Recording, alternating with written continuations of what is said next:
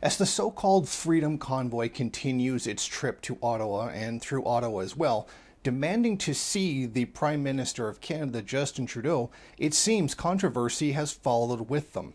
There have been reports now that volunteers for the Freedom Convoy have assaulted the workers at a soup kitchen in the country's capital. Shepherds of Good Hope Soup Kitchen have come forward with a story of being harassed. The protesters forced their way into the soup kitchen, demanding food that had been allocated for the homeless. The middle-class entitled protesters assaulted a worker there and hurled racial abuse at a visible minority security guard who attempted to defuse the situation. In a statement emailed to Global News, the CEO said one service user was also assaulted by the protesters, and when a security guard who is a member of a visible minority went to help the individual, they had racist abuse hurled at them.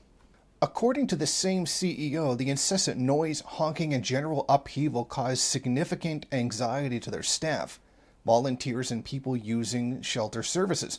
She also spoke of the current challenges the soup kitchen is facing. Unfortunately, we're in the midst of many challenges. We have an ongoing opiate crisis. The pandemic is still here, and we have a housing crisis. So there are more people coming to the shelter for services, and then you add this incident to it. It's been super challenging for the staff. They're exhausted, they're tired, and when they see people coming in and taking services from people who need them most, it's very discouraging. Ottawa police are also currently investigating several complaints of disruptive, inappropriate, and threatening behavior from protesters inside the nation's capital. This kind of activity is not unique. An ambulance and its crew were attacked on January 31st in Ottawa. Daryl Wilton, the president of the Ottawa Paramedics Association, confirmed that convoy protesters threw rocks at the ambulance and hurled racial slurs at an Asian paramedic. A statement on the association's Facebook page read, "Violence, harassment, and racial incidents towards paramedics are harmful, and we ask that you please support all those working 24/7, 365 on the front lines of healthcare." Concern among the public has been growing over the racist conspiracy theories of the convoy's founder, Patrick King, as well as the increasing use of Nazi and Confederate flag symbols by the protesters.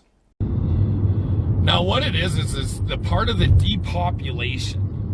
And a lot of people don't understand what that means, and what there is there's an end game. It's called depopulation of the Caucasian race, or the Anglo-Saxon. And that's what the goal is to depopulate the Anglo-Saxon race, because they are the ones with the strongest bloodlines.